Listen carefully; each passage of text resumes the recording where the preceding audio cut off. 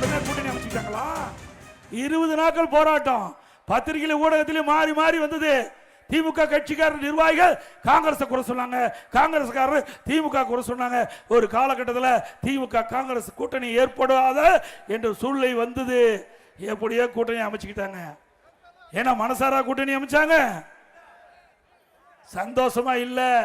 அது மட்டும் இல்ல, 10 ஆண்டு காலம் திமுக கட்சிய திமுக அரசாங்கத்தை தாங்கி பிடிச்சவங்க கம்யூனிஸ்ட் கட்சி, விடுதலை சிறுத்தை கட்சி.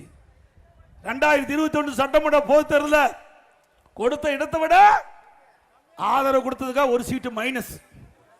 எவ்வளவு நன்றி கடன் பட்டிருக்காங்க பார்த்தீங்களா? இந்த கூட்டணிக்கெல்லாம் எவ்வளவு தூரம் சொன்னோம், திமுகவை நம்பாதீங்க நம்பாதீங்கன்னு சொன்னோம், கேட்கவே இல்லை. சட்டமன்றத்தில் புகழ்வாங்க. நாங்கள் பிரதான எதிர்க்கட்சி என்ற முறையில் மக்களுடைய பிரச்சனை எடுத்து வைப்போம். ஆனால் காங்கிரஸ் கட்சியோ அல்லது கம்யூனிஸ்ட் கட்சியோ விடுதலை கட்சியோ இந்த அரசாங்கத்தை பற்றி ஒரு குறையும் சொல்ல மாட்டாங்க. அப்படியே முதலமைச்சர் புகழ்வாங்க. புகழ்ந்ததுக்கு கிடைத்த பரிசு ஒரு சீட்டு மைனஸ். அதோட மறுமலர்ச்சி திராவிட முன்னேற்ற கழகம் அவ கூட்டணியில் பேசிவிட்டு 4 சீட்டு கொடுத்தாங்க. திமுகவில் மறுமலர்ச்சி திராவிட முன்னேற்றத்துக்கு 4 இடம் கொடுத்தாங்க. அதில் 3 இடத்துல திமுக சின்னம் உதயசூரியில் போட்டியிடணும், ஒரு இடத்துல அவர் விருப்பப்பட்ட சின்னத்தில் போட்டியிடும். அதை ஒப்பந்தம் போட்டுட்டு வெளியில் வரும்போது அவர் பத்திரிகைகள் சொல்றாங்க, அழுது கொண்டே சிரிக்கிறேன். என்ன சொல்ற? அழுது கொண்டே சிரிக்கிறேன். அதுதான் அந்த கூட்டணியின் நிலவரம். திமுக போனா இப்படித்தான் கிடைக்கும். அண்ணா திமுக அப்படி இல்ல. தலைமை கழகத்துக்கு எங்களுடைய கூட்டணி தலைவர்கள் வந்தாங்க, பேசணும். 3 மணி நேரத்தில் கூட்டணி முடிவுபட்டு யாராருக்கு எந்த இடம் எவ்வளவு இடம் என்று அறிவிக்கப்பட்டு விட்டது. அடுத்த நாள் தேர்தல் அறிக்கை வெளியிட்டோம். ஜெட் வேகத்தில் போயிட்டு இருக்குது அண்ணா திமுக. அதுக்கு அடுத்த நாள் முதல் வேட்பாளர் பட்டியல் அண்ணா திமுக தான் அறிவிச்சது. அதுக்கு பிறகு படிப்படியா வேட்பாளர் பட்டியல் அறிவிச்சோம். ஆக அண்ணா திமுக பொறுத்த வரைக்கும் இன்றைக்கு எங்களுடைய தலைமையில் அமைக்கப்பட்ட கூட்டணி வலிமையான கூட்டணி. இன்னொன்று சொல்றார் ஸ்டாலின், நிறைய கட்சி கூட்டணியில் இருக்குதான். திமுகவில் நிறைய கட்சிகள் கூட்டணியில் இருக்குதான், அதனால ஜெயிச்சு வரோம். திரு ஸ்டாலின் அவர்களை மக்கள் ஓட்டு போடணும், கூட்டணியில் இருக்கிற ஓட்டு போட முடியாது. மக்கள் ஓட்டு போட்டதான் ஜெயிக்க முடியும். ஆனா அண்ணா திமுக தலைமையில் அமைக்கப்பட்ட கூட்டணி ஒவ்வொரு கட்சிக்கும் ஒரு குறிப்பிட்ட அளவு வாக்கு சதவீதம் இருக்குது. மக்கள் செல்வாக்கு இருக்கிறாங்க. பாரதிய ஜனதா ஒரு செல்வாக்கு, பாட்டாளி மக்கள் கட்சினா அவள் குறிப்பிட்ட வாக்கு, அம்மல் மக்கள் முன்னேற்ற கழகம், ஐஜேகே உதயநிதி கட்சி, இப்படி எல்லா கட்சிக்குமே குறிப்பிட்ட வாக்கு வங்கி இருக்குது. அதனால குறைந்த கூட்டணி எங்களுடைய கட்சியில குறைந்த கட்சிகள் கூட்டணி இடம்பெற்றாலும் அதிக வாக்கு சதவீதம் மக்கள் செல்வாக்குள்ள கட்சிகள் எங்க கூட்டணியில் அமைச்சிருக்கிறோம். உங்க கூட்டணியில் ஒரே ஒருத்தர் தான் போய் கட்சியில் சேர்ந்திருக்கிறாங்க. யாரு? தேமுதிக தான் போய் சேர்ந்திருக்குது. 2021 அவர்கள் வாங்கின வாக்கு தவறா நினைக்க கூடாது. அங்க பதிவான வாக்கு தான் சொல்றேன். 6% வாக்கு. எவ்வளவு வாக்கு? அவர்கள் தான் போய் சேர்ந்திருக்கிறாங்க. அவர்களுக்கு எவ்வளவு சீட்டு? 10 சீட்டு. 2% வாங்கினவனுக்கு 5 சீட்டு. பரவாயில்ல, அந்த கூட்டணியில் இருக்கிறதுக்கு வேணும். படிச்சு சொன்னோம், எங்க பேச்ச கேட்கவே இல்லை. மக்களுடைய பிரச்சனையை சட்டமன்றத்தில் எழுப்புங்கப்பா, அப்பதான் உங்களுக்கு மக்கள் செல்வாக்கு கிடைக்கும். இல்லாட்டி மக்களுடைய செல்வாக்கு இழந்துருவீனா. மக்களுடைய செல்வாக்கு இழந்துட்டாங்க.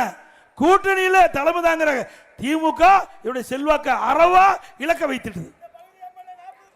அது மட்டும் இல்ல, இன்றைக்கு மறுமலர்ச்சி திராவிட முன்னேற்றங்கள் 4 இடம் கொடுத்தாங்க. நான் ஏற்கனவே குறிப்பிட்ட பிறகு 3 இடத்துல திமுக சின்னத்தில் அவர் போட்டியிட வேணும், ஒரு இடத்துல விருப்பப்படி போட்டுவிடும். இப்போ என்னன்னா அந்த ஒரு இடத்தையும் பிடிக்கிட்டாங்க.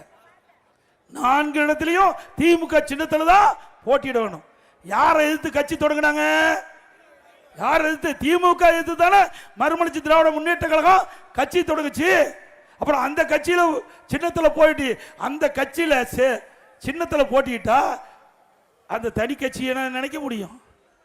யாரை எதிர்த்து திரு வைகோ அவர்கள் கட்சியை தூக்குனாங்களோ அவரிடத்துல போய் சரணகதி அடைஞ்சு பதவிக்காக இன்றைக்கு தன்னுடைய தன்மானத்தை விட்டு கொடுத்து திமுக சின்னத்தில் நிற்கிறார்.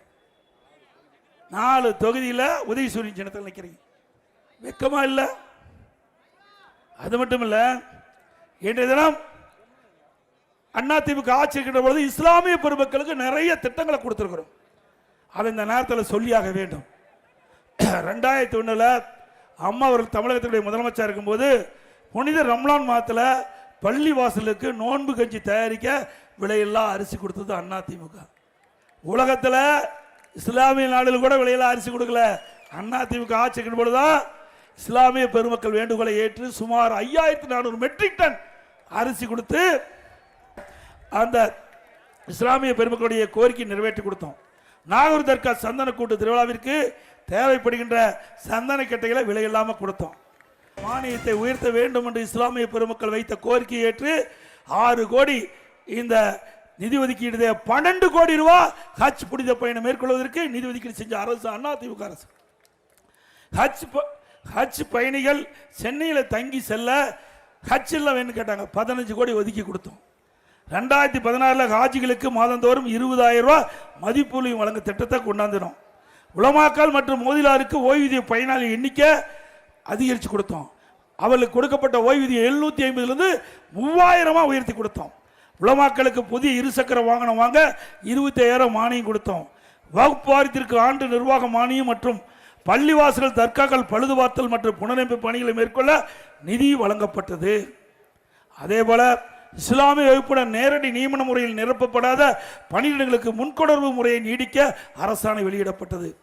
2018 ஆண்டு அப்போ நாகப்பட்டினம் மாவட்டத்தில் கடு புயல், அந்த புயல் வெள்ளத்தால் அங்கு இருக்கிற நாகூர் தர்கா குளக்கரை சேதமடைந்தது. நான் நேரடியாக போய் பார்த்து அந்த குளக்கரையை சரி செய்ய 4,4 கோடி நிதி ஒதுக்கீடு செஞ்சு குளக்கரையை அமைச்சு கொடுத்தோம். சிறுபான்மை பொருளாதார மேம்பாடுகளை அமைச்சு கொடுத்தோம். அதோட 2002 ஆண்டு இந்திய ஜனாதிபதி தேர்தலில் அப்துல் கலாம் அவர்களுக்கு வாக்களித்தோம். ஆனால் திமுக வாக்களிக்க மறுத்துவிட்டது. மீண்டும் 2019 ஆண்டு அவருடைய நினைவாக ராமநாதபுரத்தில் ஒரு கலை மற்றும் அறிவியல் கல்லூரியை அவர் பெயரில் திறந்தோம். 2017 திண்டுக்கல்லில் ஹைதர் அலி மற்றும் திப்பு சுல்தான் அவருடைய வாழ்க்கை வரலாறு குறித்து மணிமண்டபம் கட்டி திறந்தோம்.